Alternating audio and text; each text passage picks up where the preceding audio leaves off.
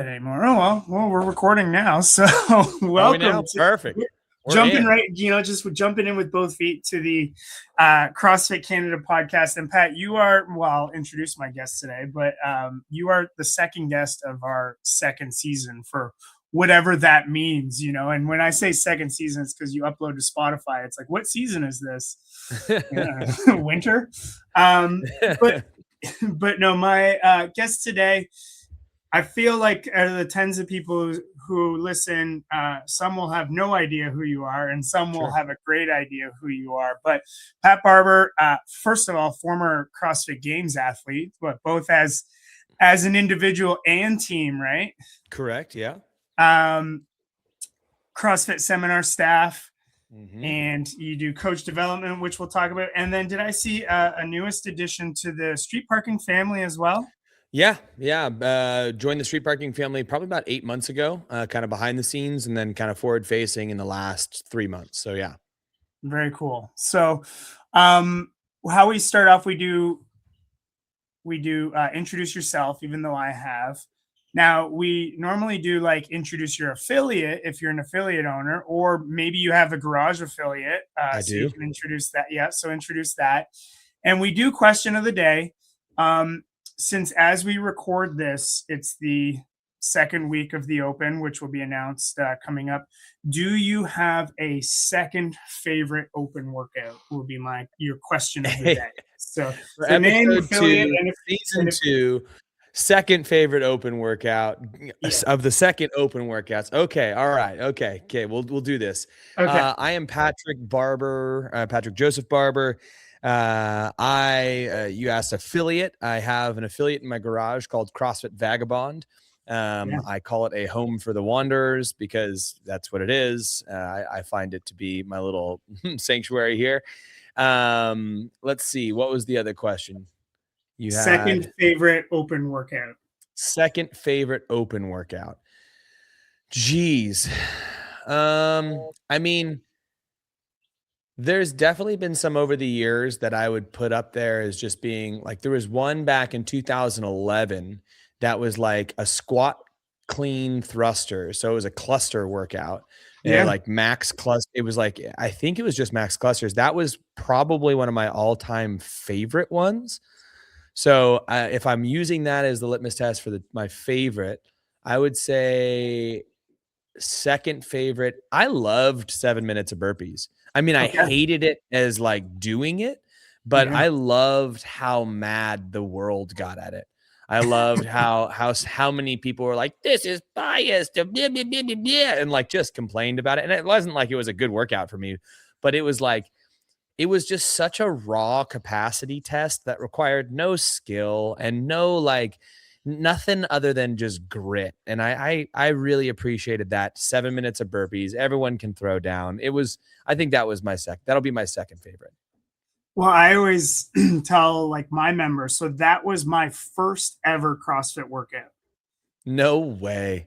First ever. I walked and so I use that when people are like, oh, I'm not ready for the Open, or I'm not this, or I'm not that, was I got started, and it was the gym was doing Bring a Friend February, and my coworker's like, hey, I've been doing this CrossFit thing. You can come for free for the month of February. And so I come in, and then the owner's like, hey, it's the Open. Like, you should sign up. I'm like, okay. And that's like not knowing at all how it was. So on that note, because you've been around for a little bit, do you remember your first CrossFit workouts, and when my very first CrossFit workout? That would be early 2004. Okay. And I believe my very first CrossFit workout was the Inman Mile.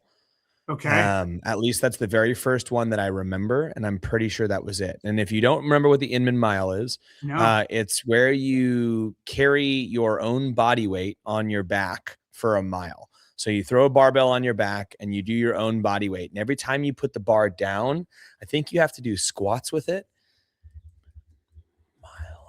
What is the Inman Mile official lifts? The Inman Mile Wadwell. Yeah, it's like an old school CrossFit workout. I mean, clearly is it a hero workout? No, it's it's a 1 mile weighted walk for time. That's what it is.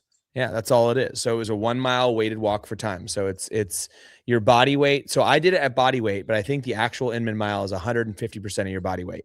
Put it on your shoulders and you go for a mile. Gates optional. But yeah, that was my very first CrossFit workout. Pop it on your back and go. So I feel like the time is really important to this because, so as you said, 2004. Mm-hmm. So 22 years ago. 22 years ago. Yeah.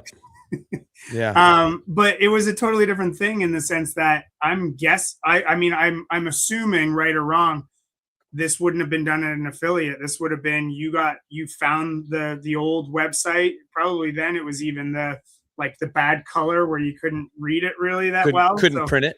Yeah. I think that was beyond. I think the white writing on a blue background, I think was 2001, 2002, okay. 2003. I think they shifted to the old school site that they kept for like 25 years, okay. Or 20 years, whatever it was. And 2004, I think there was like 3 affiliates worldwide or 2 affiliates or something like that. I think there was CrossFit North and then CrossFit Santa Cruz. Okay. And I did not find it. My teacher found it. My teacher was Tony Budding, who was the original media director of CrossFit. So he was my English teacher in high school. Wow. He did creative writing, not English, but and he and Nicole Carol were a couple at the time. And that's how Nicole found CrossFit as well. So he had brought it up to my school to train the volleyball team. And I was on the volleyball team. And they were like, let's do these workouts. So we were up in the mountains of Santa Cruz. So not at an affiliate. And he had bought a barbell and he'd brought it up there. And he was like, let's do this. And we were like, oh, seems crazy. Let's do it. And so we started doing CrossFit there. And that was the first workout. I remember that's the first workout I vividly remember, at least. Very cool. And then, so did you guys, was it then Tony threw in workouts here and there again and like your kind of dry land training? Yeah. I mean, yeah. So we historically did not train for volleyball. We would just play. And when he got tasked with like starting to train the team, we would train like a couple times a week and it was just all CrossFit. So it was like, we would do Cindy and we would do Tabata squats and we would do, we didn't do Fran right then. We did Fran a little bit down the road, but like he put a little pull-up rig out behind the gym. Like it was pretty cool. It was like pretty early days, really ghetto gear, lots of dumbbell stuff, some medicine balls here and there. We were all sharing gear, tons of body weight, movement standards were kind of sketch. Like nobody really knew how to coach, but yeah, that was our initial training. And then when I graduated that year in 2004 and went down to college and came back, we started doing some training at CrossFit Santa Cruz. So we would go down and we would train at some of the classes. Sometimes we train with Greg in the mornings, or we'd take Tony's class in the afternoon, right around 4, or sometimes those classes would be subbed by Hollis or Danielle Malloy. At the time, it was early days, pretty fun stuff. That's cool. Right away when you said like a lot of dumbbell stuff, wasn't it the 2017 Open that was just dumbbells? Or it was either the Open or the regionals that was only dumbbells and no barbells. And same thing, everyone just got so angry, so mad. Yeah, I think it was one of the Opens where, no, I don't think it was only dumbbells, but because they had never done dumbbells. So I think that what it was is they finally added dumbbells and everyone was like, nobody has these kinds of dumbbells. And I was like, well, you should have been ready for that. It's like, that wasn't a problem for our gyms because my wife has been an amazing programmer for years, but people got so fixated on a barbell. That's actually a good memory to bring up because it goes to show how poorly people understood CrossFit programming. And I mean, they still do. These days it's a little better sometimes, but like when dumbbells popped up in the Open, people lost it because they're like, we don't use dumbbells in CrossFit. And it's like, what are you talking about? Dumbbells have been a part of the foundation from the beginning. Dumbbells, kettlebells, sandbags. It's just that a lot of gyms, had this fixation on the barbell due to its, it's a good tool, but it was like they got so wrapped up in barbell programming and that kind of strength that when dumbbells came out, no gyms had them. And it was like, you guys, This should be a good wake-up call for you. And so luckily these days, most gyms have lots of dumbbells because they're a very, very good, efficient training tool.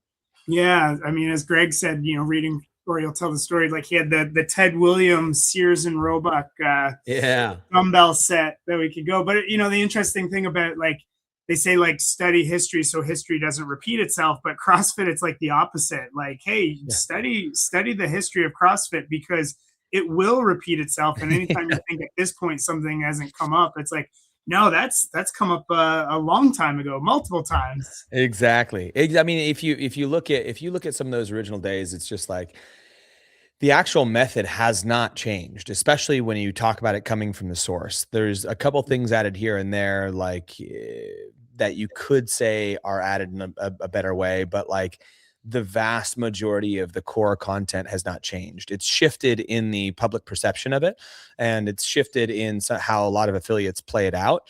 But I don't think it's shifted for the better in a lot of ways. I think there's a lot of people doing way too much, too hard, and not varying enough. But that's okay. I mean, it's just the nature of something that grows and changes and evolves. But just like you said, like you study the history of it and you're like, oh, this core stuff is really good. Oh, fitness in 100 words. That's probably what we should all be following. And how come none of us are following all of this to a T, Yeah. And so, I am fascinated because you may, out of the short conversations really that I've had in this little project, but also just people I've talked to in CrossFit, you may, aside from I've talked to Nicole in person, but never about this, like you may be one of the first people I've talked to that, like, you've attended a CrossFit class coached by Greg Glassman. For sure. Is that correct? Yeah. So what's being able to look back in retrospect, like with the history, like what were those classes like? Were they, I guess I'll just ask it like that, Yeah. So Greg still knows me as kid. Like he'll call me kid. Hey kid, how you doing? And I think he probably calls a few people kid, but like I'm a 40-year-old man now, so I'm not a kid, but I do appreciate that he calls me kid. He always asks about my brother every single time I see him. He's like, how's your brother doing? My little brother's a pediatric doctor. He trains here. And I'm always like, he's doing great, Greg. I'm so glad that you're asking about John G again. So Greg's a good dude. I've never had any bad interactions with Greg. And he's obviously brilliant when it comes to creating the methodology and all the stuff. Like it just stood the test of time when you look at the core method and how he could talk about it. And, of course, like any human being, he has his flaws. We all do.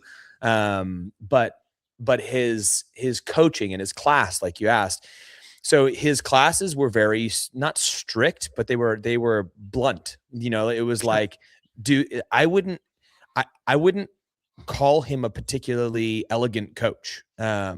He was an amazing programmer, and he was he could tell you about movements. He could teach really well. But when I think of what a good coach is, like where you're changing actual people's movements, hey, they're doing this, you do this instead, and blah blah blah. I wouldn't put him as a top tier technician. A thinker, absolutely. An inspirer, yeah, I think he inspired quite well. He motivated you quite well. He asked a lot of you, and you either gave it or you didn't, and then if you didn't, he was like, you got to do better next time, like that's the type of coach he was, and you wanted to show up and you wanted to perform for him, and I would say that he created a good environment. He obviously understood the program. He understood how to talk about everything. His education was, unparalleled. It was amazing. But in his ability to simplify it for people, that wasn't his gift. Like if you read any of his old, simplify anything. Right. Yeah. I mean, well, the irony is like the way he speaks is so not human, so not what you normal people would listen and understand. But it is actually quite simple. It's very succinct, but using words that normal human beings don't use. So if you actually listen to what he's saying and you're able to put that into real English, like English that makes sense to normal people, it's very simple and succinct and beautiful. Like I love Greg's writings. but that was kind of how he coached too. Is like he'd say something to you and be like, I don't understand this. Like I don't have your level of education. If we're talking on this level, like I'm a 19-year-old boy, like I don't know what you're talking about. And there was no attempt to dumb it down for the individuals who was in front of him. I think the first coach who stepped in and was like a truly great coach, what I consider a great coach, which is somebody who's going to watch you move and give you something very simple that's going to change your movement, would be Mike Bergner. So I think when Mike Bergner came into the community, that was what opened up most people's eyes to what was possible as a technician, as a coach. You can take something very complex, make it very simple, and get brand new people doing it, And I think that what I just reminisced about how people don't really understand programming these days and how some things got off and people blah, blah. But in terms of coaching quality, our coaching quality across the board, even the worst coaches in CrossFit right now, are tenfold better than what existed back in the original days. Like just the basics of like the basics that you get at a level 1 are next level compared to what existed on back in 2001, 2002, 2003. And it was just because now just the collective of what's possible, then the collective understanding of how to deliver this stuff to normal people has come so far. And I think people are like, oh, coaches aren't good enough. It's like, dude, they're really good. Even the worst of them are like really, like you weren't here in the early days. It was like, if you couldn't do it, you just couldn't do it. It was like, do it. And they're like, you can't. You're like, figure it out. And you're like, okay, like that doesn't work, So and I'm not trying to throw any shade at Greg. I just like, if I'm being honest, as a person who's now coached for 22 years, and watched that evolution, Greg was an inspiring man. He was an inspiring thought leader and all these other things, and he was a great programmer and he understood it all, but I wouldn't say he was the best coach. Like that could change the movement of a normal person. If you already knew how to move and he was just explaining it to you, great. But I wouldn't call him that. And I hope no one takes offense to that.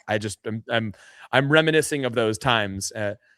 Yeah, and I think I think it wouldn't be fair because I don't think he never had to be the best coach, right? No. If we look at like what was created and what was like, again, like if we, as you said, like you're considering a good coach someone who can change someone's movement. It's like, well, he changed a fitness movement.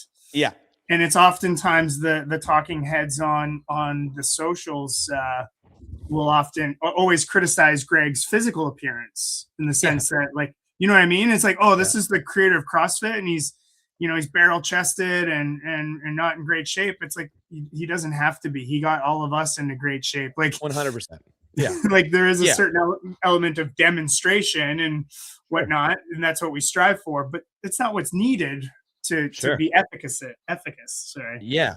And I think that there's a very big difference between understanding it all and being able to deliver it all and having like these things be sound with the science, and being able to apply it all. I think being able to apply it all is a whole different skill. And I think living it is a different skill too. And I don't, would it be cool if Greg, was jacked and did all this stuff and like lived by everything that he said? Yeah, of course it'd be cool. But it's not the case. And it doesn't need to be the case because that doesn't change like you said, the efficacy of the program. Like that's the exact same.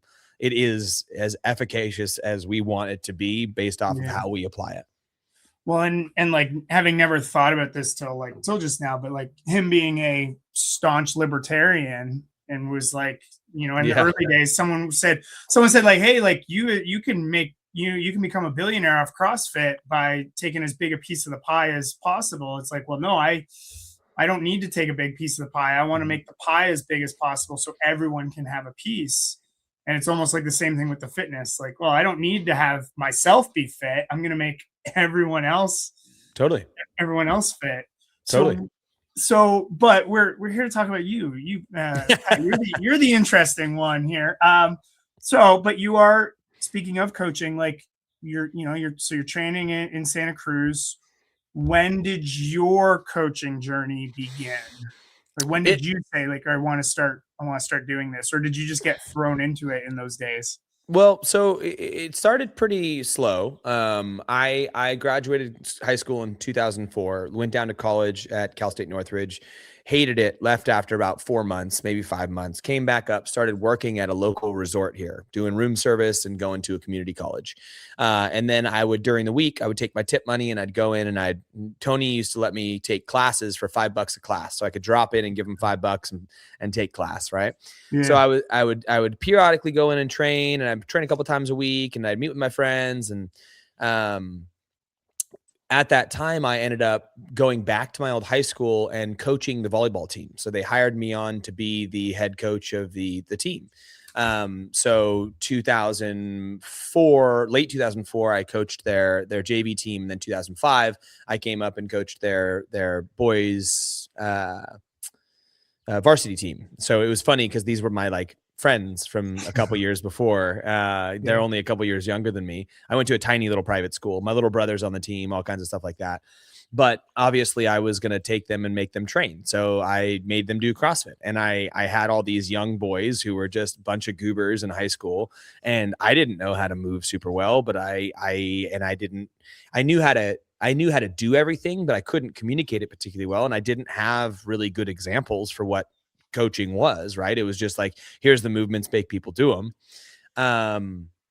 And so that was my start. I started coaching then. It was like I was coaching these boys volleyball teams. And then I ended up getting together with this girlfriend who wanted to get into fitness, and I tried to coach her through this CrossFit stuff. And actually Tony Budding wasn't doing CrossFit at the main CrossFit gym at the time. He was doing it at one of the local Globo gyms. So we were doing handstand push-ups in the corner and doing some lifts in the squat racks. And there was it was just this weird little zone that we were doing it all in. And I tried to coach my girlfriend at the time, which failed miserably.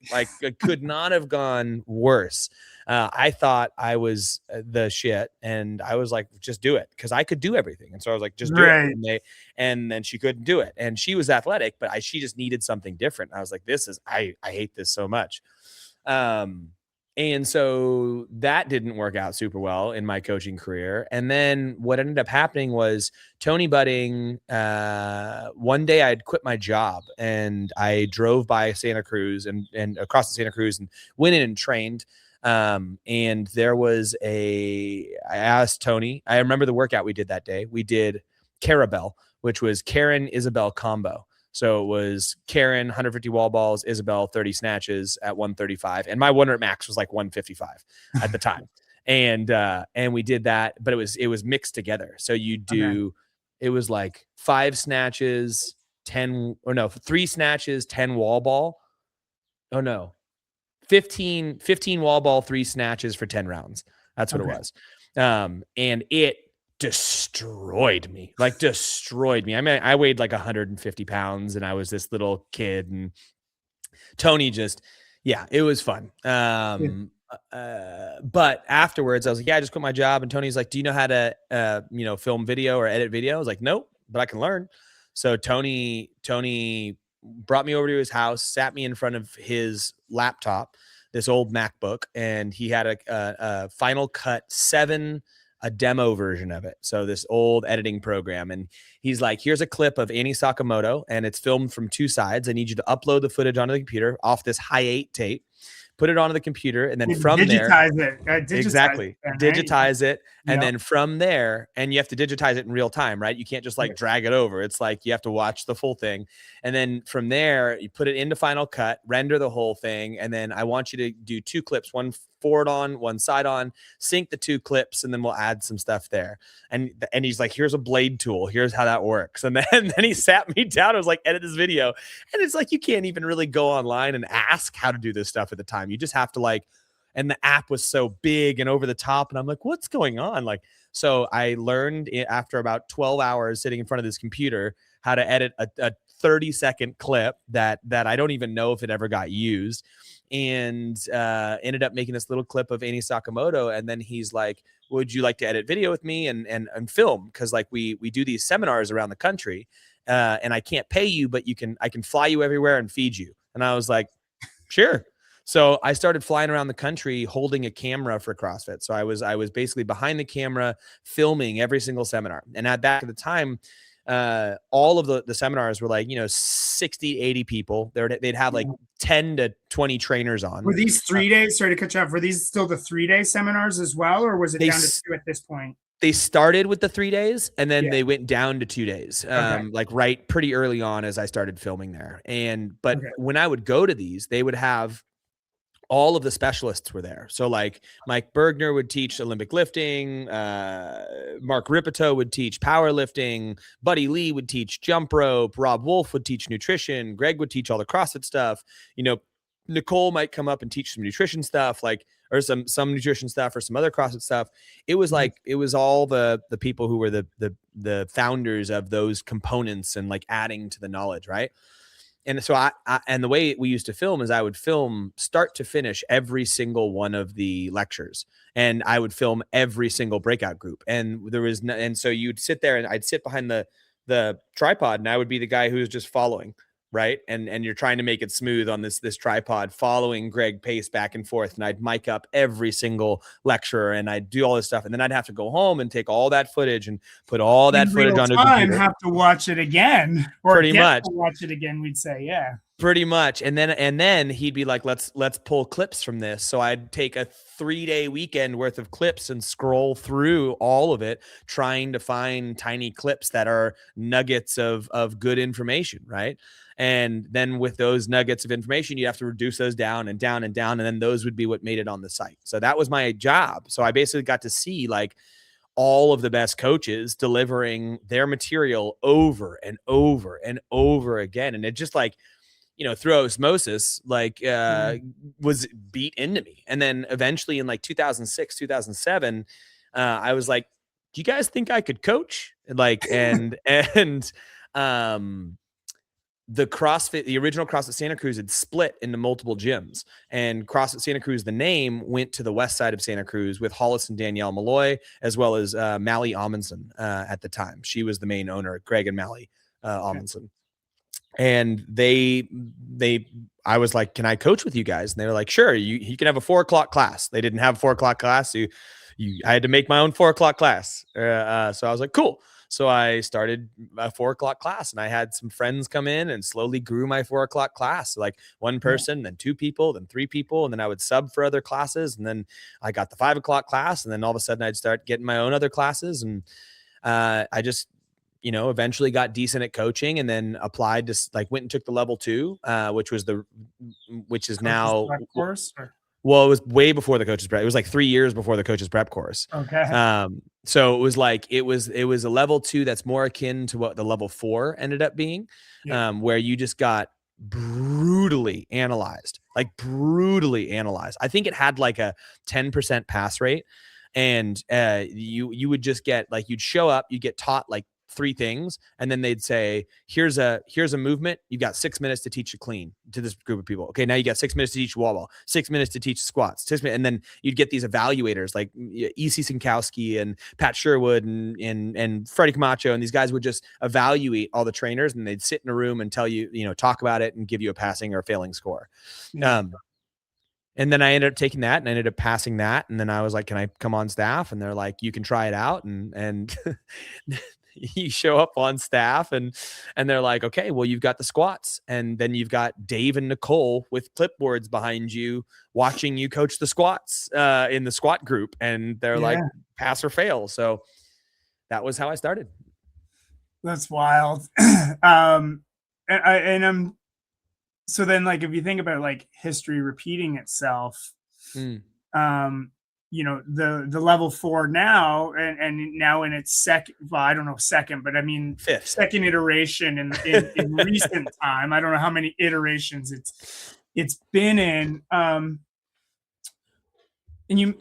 that's a common theme I hear, like from the early days, that first level 2 was how brutal it was. And not that it was brutal for the sake of being brutal, but what do you look back now on, like, that just basically like genuinely just frank and honest feedback and what it did for you is the best. Like understand the craft of coaching? Well, so it was really good. It's really, really good. Like when you have someone come and say, you are objectively bad at this, this, this, and this. If you can step back and go, not take it personally and go, awesome. that means I need to get better at this, and this. Great. It's wonderful. It's extremely personally confronting. And here's what I would say has evolved to where we are now. Back then, they were worse at communicating what they wanted you to do.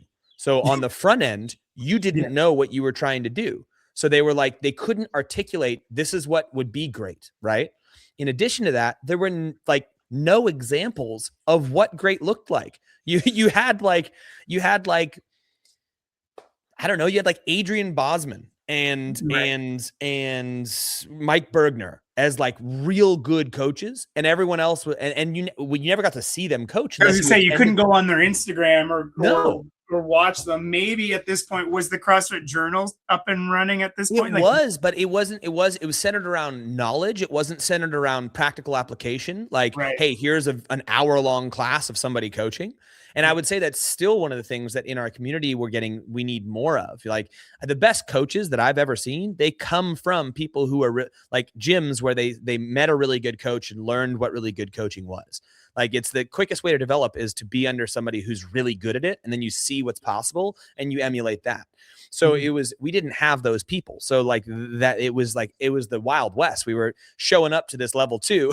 We would get brutal feedback, but they couldn't articulate exactly how, and he couldn't give us an example of what that even looked like. So it felt subjective, even though it wasn't, and so there was a lot of things conspiring to not make it as successful as it could be. But it was great because if you made it through that, even if you failed and you could take a lot from it, you're like, oh, okay, I have room to grow. And here's where I'm going to put my attention. That road could just be long because it wasn't articulated well exactly what to do. And I think that's what's different now is like really good evaluators, and there's a lot of them in the community, can watch a single class and be like, hey, here's your biggest levers for improvement. And here's an example of somebody who does it well. Watch this video, see how they do it. Like that's the difference in rate of improvement of coaches these days. Is there's just much better coaching developers. So philosophically, we had talked about when the dumbbells came out in the open and just people weren't used to them. And so in this kind of day and age, do you think we've swayed a little bit away from like good coaching in terms of like an effective CrossFit hour? And no, I think there's a lot of people who do good coaching. I don't think anyone's strayed away from it. I do think that there's a lot of gyms who haven't found a good example of it. So people are passing on trauma, so to speak. And what I mean by that is what's done to them, they will then do to somebody else. So if they came up under a coach who was apathetic by design, and then they went and get their level 1 and start coaching at the same gym, they're probably going to do what was done to them, which was not the highest level of coaching. And only by dropping in and stopping at another affiliate will they ever be exposed to something that's different. And they, in that moment, get the choice of being like, am I going to be better or am I going to be worse? And just go back to doing the easy thing where I don't actually see and correct. Because there's plenty of gyms that do a great job, but there's also plenty of gyms that, you walk into, they don't give any individualized attention. They run 5 things every single day. They don't warm people up. They, don't do that stuff. But there's also a bunch of gyms that do amazing stuff. And one thing I want to clarify right now is like, even CrossFit done really poorly is better than 99% of other programs. Even these ones where people are not getting coaching, they still have a place to train, doing good training that's 10 times better than what the fitness industry was back in 2001 and are still seeing results. Now, could they have a higher likelihood of hurting themselves? Sure. Could they give CrossFit a bad name because people don't, understand how to move and they go too hard and they do too much stuff? Like, sure. But is it still better than what existed in 2001? 1,000,000%. Yes. So I'm saying that it could be better at a lot of gyms, but it's still better than, in my opinion, what I saw classically going on in any training facility back in the early 2000s. Yeah. So I guess what you're saying is we fail within the margins of our experience. And so if we only know, only know what we know, then it's, I guess in a way, it's like you can't fault someone for, I don't want to say thinking that's good, but No, that's what it is. It's thinking that's good because it's not good. And I think that the reality is, like, if CrossFit, in my perspective, and I work for CrossFit headquarters, but I teach level 1s and level 2s, and I do my job as best as I can. I think that one of the biggest levers they could pull is if they had a full live class every day for every workout that's posted on .com. If you had a level 4 coach teaching a live class to a group of like 5 people, and you got that for free, you could just go on CrossFit.com and you could click it and you could watch it, and then that would give 2 things. It would give people no excuse to not do it because they have it for free, and they could just go, which they've had it for free since 2001. So that doesn't change things. But I think it would hold all the coaches in our community accountable to what coaching should look like. So people would go on and maybe get this 2D interaction from this guy online, and then they would go drop into a gym and it wouldn't be as good as a 2D interaction. And you'd go, dang, what's going on here? And then coaches would then have to watch that and be like, ooh, my class doesn't look like that. I need to change it. And I think it would be good. I think it would hold our community accountable, especially because we would do programming that only had 1 workout a day instead of 7. And we could warm people up and we could keep a flow. We could make it so people aren't standing around listening for hours on end. They're actually moving through a class, but not through 12 workouts, because there's many different ways to screw these things up. And so I think that that would be a huge lever to pull for headquarters, should they want to invest in it. And they could really set the standard for what makes CrossFit and CrossFit coaching different and the top tier of things. But I've offered that opinion to, HQ many a time. And to this day, they have not taken it up. But if they do, I will be stoked. Yeah. And I mean, I guess exactly, it's not out daily, but they have, when they do release a class, they released a couple of Nicole's classes either at Roots or when her and Eric were in Utah. And it's like when those come out, I'm just like glued to the TV taking notes, watching them. But I guess what you're saying then is really like, not that we're talking about like bad coaching or being a bad coach, but if I paraphrase, the only thing that makes someone a bad coach would be not willing to explore continuing to get better. Correct. Yeah. And I think if you're looking at what you're doing and you're like, I believe I'm doing the best thing for my people, stoked. But if you look at what you're doing and you're like, I'm satisfied with what I'm doing and I don't care whether or not it's the best thing for my people, it's just what was done to me, I'd say that deserves some closer looks. And there's something to be said for people who coach part-time and just do it because they love it. But even then, I think those people can offer a great experience with some basic things. Because in my mind, good coaching isn't difficult. It's not like you need all these years of experience and all this crazy knowledge and all that. Good coaching, like to get 90% of the way there, is you need to know like 12 cues. It's like, go deeper, push your knees out, lift your chest up, drive your elbows up, widen your stance. Show me your name tag, eyes on the horizon, jump harder, squeeze your butt, stand all the way up. That's it. That's 85% of coaching, and then being a good person and talking to people, it's not like we need a ton of education, or special tricks or, it's interesting. Well, and I like that you said that. I would say what I would add to you have this small little picnic basket of cues. The only thing then what you need to do is add in like, yes, good. That's what I want to see. Sure. Celebrating improvement. Right. Because it that becomes actually the hard part. And so like for me, I've failed the first iteration of this L4, and then now going through the second one currently, and working with a mentor, Joe Maisley, and he's just like, hey, you gave them the cue and you didn't watch them to see if they got better. For sure. Yeah. It's just like none of our stuff has been like, hey, let's dissect like triple extension in the snatch, or hey, let's really work on first pull in the clean. It's like, you told them knees out, but you walked away. Yeah. Like, right. But it's just like, you're like, God damn it, I did it. I'm just so ashamed of myself for No, that. there's no shame necessary, but I think that part of what you may experience or may have experienced, Matt, is like when you started coaching and you started getting bigger classes, what can happen is you start to worry about the management of the class over the individual things that are happening, right? So Mhm. you throw out a line like knees out and you immediately get distracted by this other guy over here and you got to shift over and go do that. And if we haven't built our foundation on tons of one-on-one training and then one-on-two training and then one-on-three training and really paying attention to how cues are landing, we can get lost in the like, I'm saying stuff and I'm moving and I'm navigating, like, and Yeah. we just we don't have the similar follow through, or like you said, the celebration of improvement, or the, seeing if our cue landed, or the quick shift to another cue, or knowing these other things. So there's so many things that could get in the way of our development.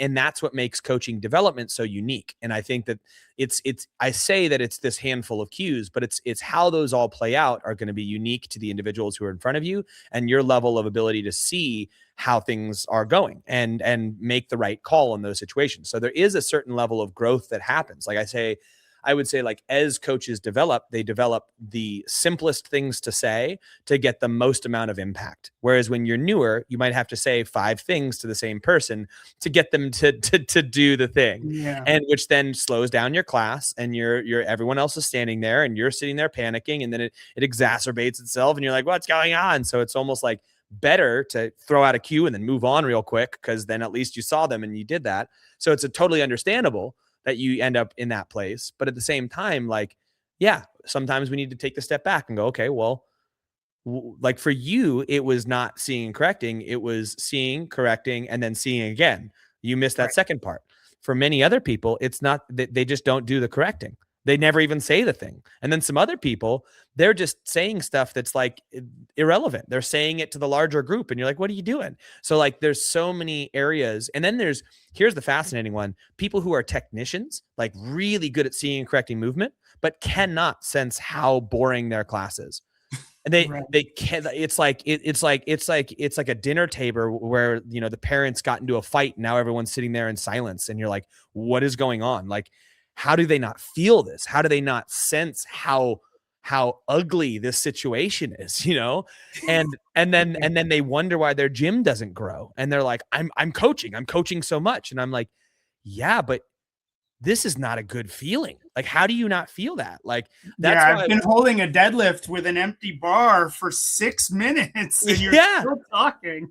Exactly. And they're like, but I'm educating. I'm like, yeah, but these people want to move, man. Like, and so, Yeah. and they could be on that. And it's such a huge spectrum of what people are bringing to the table with development, which is why I think like I really enjoy this new iteration of the level 4, and where there's multiple videos that you send in and they can comment on what you're currently doing, because I think that's the best way to do it is to like have an outside objective person go like, hey, here, let's see what's going on. I even heard a saying about this recently. It's like, in order for you to develop, you need to have something that is mirroring back at you what's going on.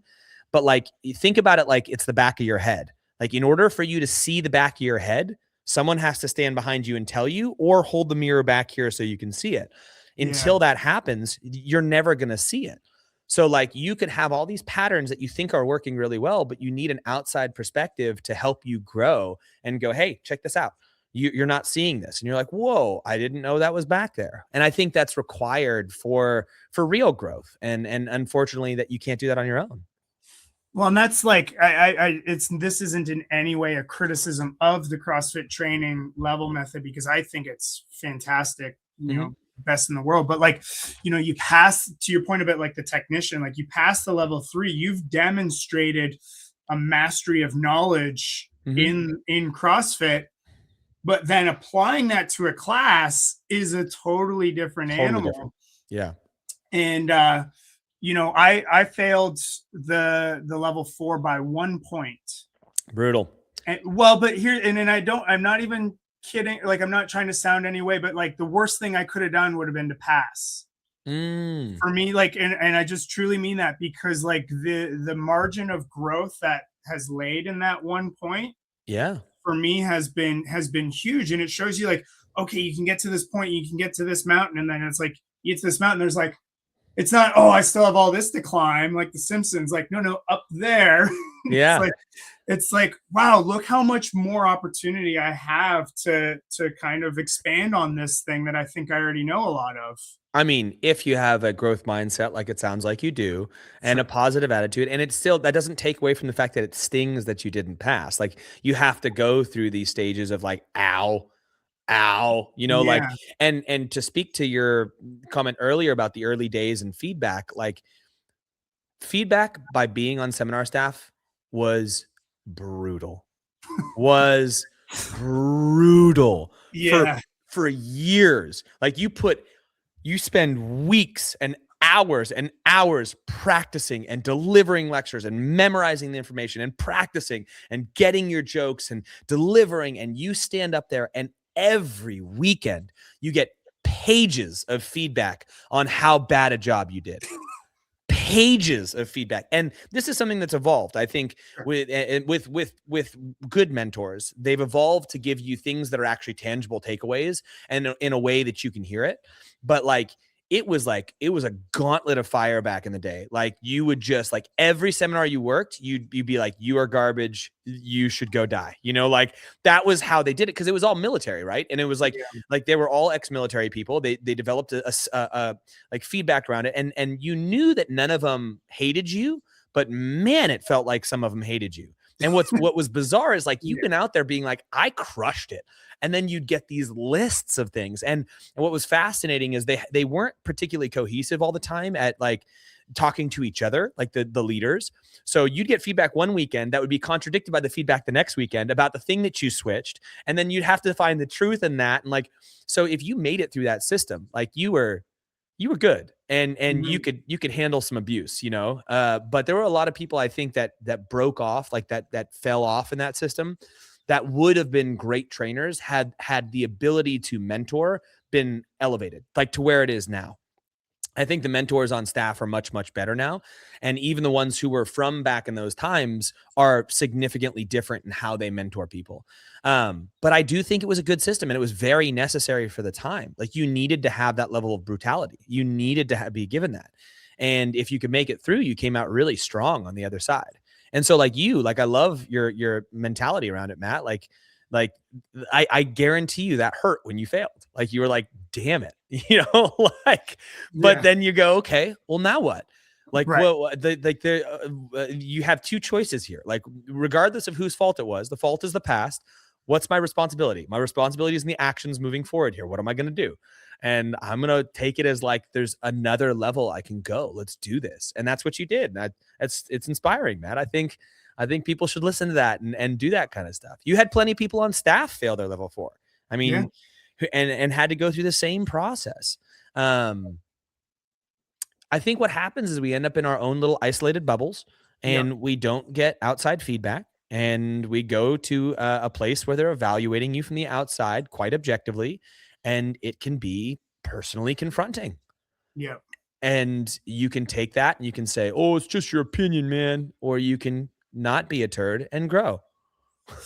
Well, and I even think about, like, going to, like, summits for affiliates and whatnot. And you'll hear people then almost in a way, like, differing by degree, not by kind, as people who just finished their level 2. And they're like, I've been thinking of getting the level 3, but man, after the level 2, I don't know if I want to go through that again. But it's like, wait a second, this should be part of the growth that you're going through, not the brutal feedback or just getting feedback, but just, like, growth is uncomfortable. Yes, but it's the best. It's the best. And, like, it's if you get somebody who can actually offer you feedback, like, essentially that's what all your members pay for.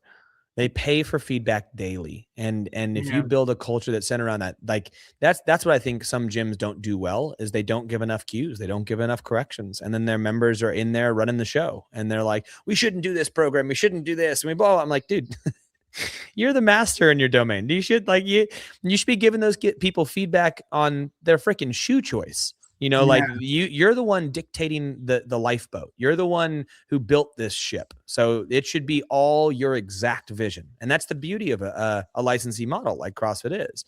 But that means some gyms you walk into and it's a pirate ship, and other gyms you walk into and it's a cruise ship, and other gyms you walk into and it's a freaking dinghy with like the paddles are falling off, and they're like, well, they just didn't give me the business tools. And I'm like, you didn't do anything. What are you talking about? This is your ship. You didn't do it, you know? Yeah. Well, it's built on like no lack of good intentions, just maybe a little bit misguided. And I think one of the most practical applications of that is like, again, you are calling reps, but you know, you see Cindy from across the room, and it's like, well, but I don't want to call her out in front of the room because I don't want to make her feel bad.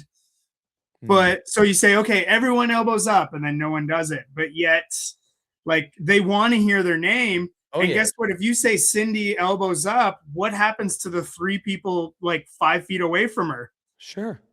Yeah. they all put her elbow, right? Well, and we have to recognize that when we're paying someone to make us better at moving and they make us better at moving, that's not a personal attack. And if you feel personally attacked by that, you made a mistake in paying someone to tell you to move better, you know, like, and so it's like, that's what we do. And you could do it like a dick and be like, Cindy, elbows up, you know, like, or you could do it like, or like you do it like, Cindy, elbows up, get them up. Good. That's better. And then you move on, you know, like, and I think if you move through the world with like your goal is to help people, and that's how you're speaking, that's how you're talking, that's what you're looking for, people don't take it as a personal affront. I know I have seen coaches who are very combative with how they do it. It's like and I used to phrase this as like, the movement is the issue, not the person. So you don't treat people like they're problems. And that's what they do is like, I would see these coaches, they would treat the person like they're the problem. You just don't listen. You like these, what do I do with these troubled members and this blah, blah. It's like, dude, what the hell are you talking about? Like you love them and you connect with them and you tell them how they can improve their movement and why they would improve their movement. And if they give you pushback, you tell them the answer and you say, that's awesome that you don't want to go below parallel, but you know why we go below parallel? Function of the hips. And you showed me one time, so you have to do it every time because that's the only thing we do here. But if you want to go above parallel, unfortunately, you have to go to another gym because you showed me you could do it once, and we're going to do it here because I want you to live a higher quality of life, and I'm unwilling to let you, you know, stay above parallel. You know, like it's to me, it's not hard. It's just loving people. It's giving them care. Just like the most important thing we can do is care, but we have to express that through a number of different ways. And the real good coaches give care in the way that here's what I say. Good coaches care about their people and they express care. Sure. Really good coaches care for people in the way that those people need to be cared for. So recognize that each person is going to need a different type of care and give that to them. And I think that that's what makes a level 4 versus what makes like a level 2 is level 2 coaches who pass it are showing up, they're caring, they're trying to do it, but it's through their lens of care. Whereas when you shift and you've been 20 years in this game, you're trying to care for them the way they are asking for care. They need it. So it's one person, it's love. One person, it's a paddle and a whack with the thing. And then the next person, it's love. You know, it's like you give them what they need. And I guess, but in order to do that, like you have to give them something at the start. Yeah. If you're not giving them anything, then what you're telling me is you don't care. So and that's fundamentally what it is if you don't give them something, you don't care about them. Well, and then I feel like that's almost because, as you alluded to, and we don't need to go down this rabbit hole, but like the hour long that has 6 different things in it. Yeah. It's like, it's almost like I'm putting all these things in. So not so I don't have to care, you know what I mean? But like, you're removing the opportunities to care by just managing the program. For sure. And someone could say that I care because I think that by doing all of these things, it's going to be the best option for them. But if you do believe that, then you need to figure out the best way to deliver all of those things. I would argue that that is not the best way to make normal people live a higher quality of life. They need less done better rather than more done worse. So you could make the argument on that other side saying, I care for them by giving them all these things. but that would just, to me, be a fundamental difference in what's important. And I think that that's where a lot of CrossFitters misunderstand CrossFit, is they've focused on CrossFit, saying CrossFit is the important thing. And it's like, no. CrossFit is not the important thing. Fitness is the important thing. And we do CrossFit to get fit. And so we need to be paying attention to our people, not that they're doing CrossFit, that they're getting fit and not getting hurt. And that means, are they continuing to see improvement across the board? And are they staying here for long periods of time and feel able to come in all the time? And we're pursuing that. And whatever program gets us that the best, we're gonna call CrossFit. So we trial out different programs to make sure this is happening and that people are staying and that longevity is there, and not that they're saying, "Oh, I love it," but that they're actually getting fit. Because we don't want to listen to, "Oh, I love it." This is a flash in the pan. We want to take our 5-year, 6-year members. Are they continuing to see improvement? Are they wanting to be here? Have we created an environment they want to be in? And we're committed to giving them fitness. We're not committed to giving them CrossFit. CrossFit just happens to be the best program that gives them fitness. And I think people got too wrapped up in beating people with CrossFit, not looking at the outcome. And I'm like, what are you doing? Like, because then you can take CrossFit with its variability and manipulate it in a way where it's almost not the original intent, and it's not giving the outcome of fitness that we're looking for. And you're like, let's look to the outcome. I don't know. Yeah, like a Fran. It's like, well, but like this, like someone comes in, new to CrossFit in some way, shape, or form. Like, well, today we're doing Fran, and it's Fran, and we have to do it this way because it's Fran. For sure. And the person's like, well, okay, but the way you're explaining it, I don't really want to do it at all. So thank you. I'm gonna go. Sure. It's like, now it's not effective at all. Exactly. Versus Fran can be done with dumbbells, with staggered starts, with for sure people starting on pull-ups and people starting on thrusters and whatever. Like, for sure, if we're not in a competition style setting, then we have rooms to stretch these things outside of the gospel. Yeah, well, but I think that, to me, that is actually speaking to the true gospel. That's going back to variance. That's going back to doability. That's going back to understanding stimulus. And I think this is another big thing that people don't get within our community. Yeah. Stimulus, like, even though it's written in a lot of these programs, here's the stimulus. Stimulus is not a feeling. Stimulus is not like I feel like it should be like this, or it should, like, I walked into a gym the other day and I said, "What's the stimulus today?" And because I was trying to choose the right loading for it, was like, he had a 30-minute time cap. So it wasn't like, here's the goal for the workout. It was a 30-minute time cap. And it was like 3 different, little mini triplets. Yeah. So like a bajillion different things. And there was dumbbells in each one of them. And I was like, "What's the stimulus?" And he's like, "It's grindy." And I said, "What does that mean?" And he's like, "You want to grind it out." I'm like, "Okay, what do I want? What do you mean? Like what time do you want me to finish this in?" He's like, "I want you to make it grindy." And I was like, "I hear you. You want it grindy. What time frame do you want me to finish this in?" He's like, "Well, it's got a 30-minute cap." I'm like, "Well, do you want me to finish it in 30 minutes or do you want me to finish it in 20 minutes?" Because I can grind something out we just grinded out wall balls for 12 minutes all weekend. Exactly. And so it's like, grindy is a descriptor. I want you to give me something that is a definitive characteristic, which is going to be a time frame, a number of rounds, a number of reps, or a load. Those are the things you got to give me. That's the stimulus. And I think a lot of people have gotten the sense of like, this should feel like this, or this should feel like this. And it's like, yes, that is a part of the stimulus, but the actual stimulus is based off of a fit individual going through this. What is their score going to be? Because I need to scale to hit that so I can get the proper adaptation from this program. And so take your Fran example. When someone comes in and they're like, it's 95-pound thrusters and things, like, and they do it in 20 minutes, and you're like, you missed the point.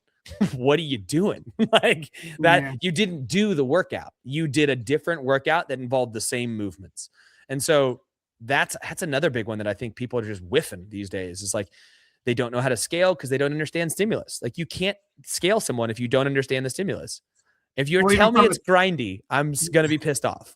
Well, but even like from like a threshold training perspective, is I almost look at like the stimulus now getting like overused. You know, I tell sometimes, like, I started in 2012, so that was the days of like, hey, I'm just gonna RX today, I'm just gonna go slow. It's like, but that's not what it is. So we've Those at were least, not the days of that. Those were the yeah, days of the gym that you were at doing that. At the gym I was at, it was definitely not that. I'm just gonna tell you right now. fair enough. And that's what your point earlier, right? Like Exactly. that was the margin of my experience. And so you know, we started talking about stimulus and getting better at that. But I coached the morning group for a whole week, and they're like, yeah, but what's the stimulus? I was like, listen, we're not going to be stimulus zealots this week, because that can happen too. Like, here's what I would like to see from you, but for you today, here's what I want to see from you, because you've done it this way, and this way, the way I've coached you so far, right? So I'm going to give you something different. And if the stimulus is 12 minutes, great. Well, today it's going to take you 14 because of the That's what I want you to improve on. What I want you to, and I think that's what individualized coaching, that's you caring for your member. You're going, I know you need work here, so I'm going to give you something different. And that's how you take any given day and customize it for a person. It's the same way you take, you know, Helen, you know, kettlebell swings, running, and pull-ups, and you change that workout for people who needed different focuses, right? So Helen's overall stimulus is going to be finished in sub 11 minutes or 12 minutes, or whatever it is. You want it right around there. Some people are going to go in 8 minutes, 9 minutes, 10 minutes. Like, it's a fast running workout. Some people, if they're bad at running, you're going to say, hey, your stimulus today is to throttle the run. Like, I need you, because I want you to improve in the running. I want you to gas that run. You can do single pull-ups the whole workout, because you just die. Exactly. And I need you to throttle that run. It's going to slow your time down. That's okay, because today your stimulus is I want you to throttle that run. That's unique to you, and because I need you improving there. Whereas you go to some other person and you're like, I need you going unbroken on the kettlebell swings, because you always put that thing down and you do 2 sets. So I need you to recover on the run. When you come back in, you hit that kettlebell swing, you get that thing unbroken. Okay. Yeah. And then another person, you're like, I need you doing unbroken on the pull-ups, you know, or I need you going a harder scale on the pull-ups than you normally do.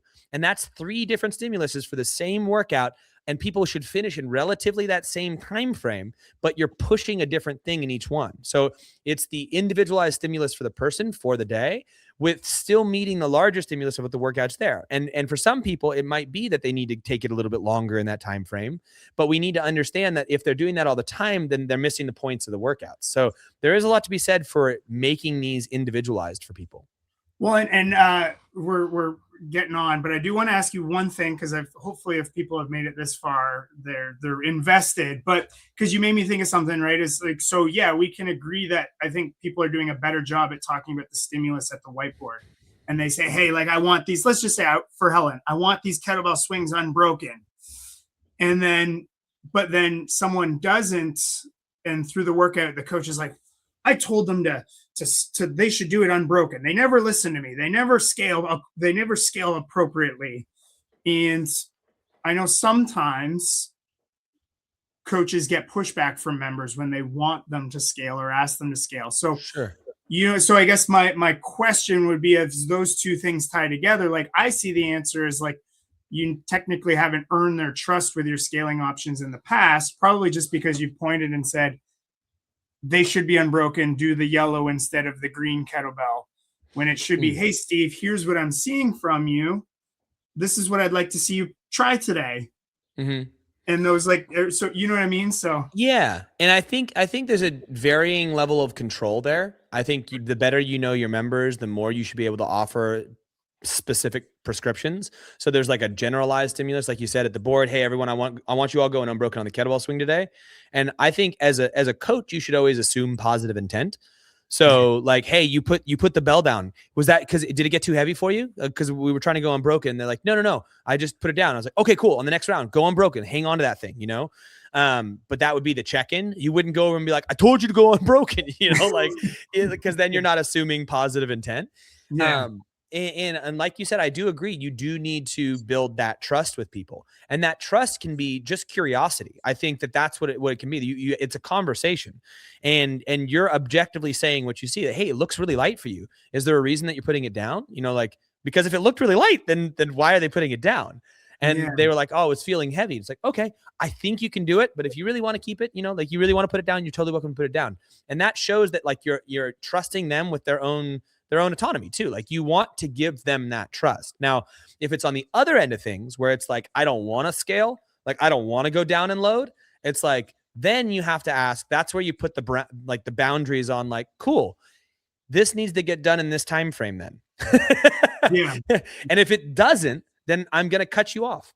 And then if they don't understand that, you go afterwards, you go, this workout is worse for you when you go slower. You're getting less from it. You are getting weaker and you're getting less fit.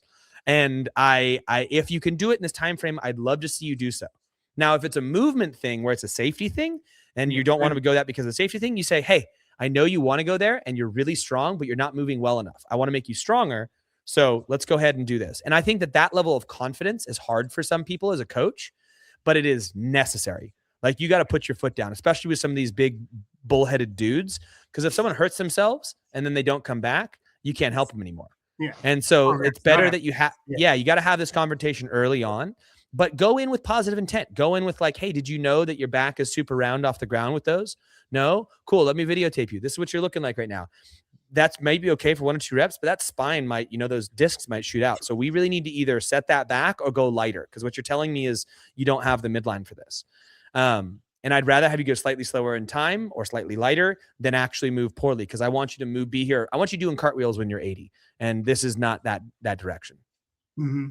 Yeah. And really like those conversations are easier had way earlier during the specific warm up of seeing and correcting, being like, hey, just like, hey, great job. Hey, great job. Oh, chest up, because I'm gonna be looking for this later. Yep. And then like if we bridge that gap from like those interactions, those personal interactions, Steve, arch that back. Yeah, buddy, there we go. Yeah. Then all of a sudden it's just a way easier conversation at the end. Totally. And I think that if you find yourself mid-workout having to like really do stuff, then you kind of screwed up earlier in the session. Like I think yes, you absolutely coach come workout time because intensity goes up. But if you've done your job earlier in the session, all you're doing is just revisiting back to points you already talked about.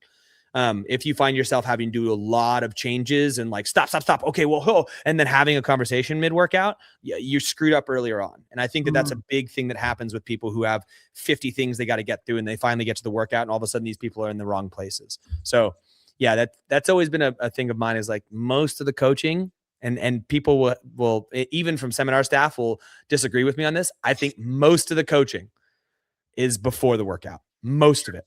And then come workout time, you're just watching for safety stuff and threshold stuff. Yeah. So, I mean, 1,000 ways to go from here, but we are done on time. So I in conclusion, what's something you would like to see more from coaches? If you could. I know it's a broad question, but I think in conclusion, I would like to see more coaches. What would I say? I'd like to see more coaches.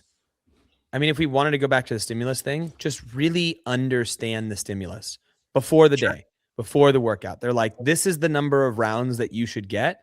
And if you're going hard, like not this is the number of rounds that you should get just chilling. This is the number of rounds that you should get, and it should look like this. So you can use descriptors like grindy. You can use descriptors like paced. You can use descriptors like steady, but it should be, this is the number of rounds going at the proper pacing, like fast, slow, whatever it is. And then really plan for how you're going to give that to your people. I think that would make a huge difference in a lot of people's classes. Across the board, though, I would like to see more coaches seeing correcting movement fault. Like that is your way that you love people. That's the way that you do it. So see and correct. Yeah, it's I think of don't get mad or don't get upset with me. Like when I'm coaching you, you should get upset with me when I stop coaching you. Absolutely. Yep. And on that note, 3, 2, 1, time.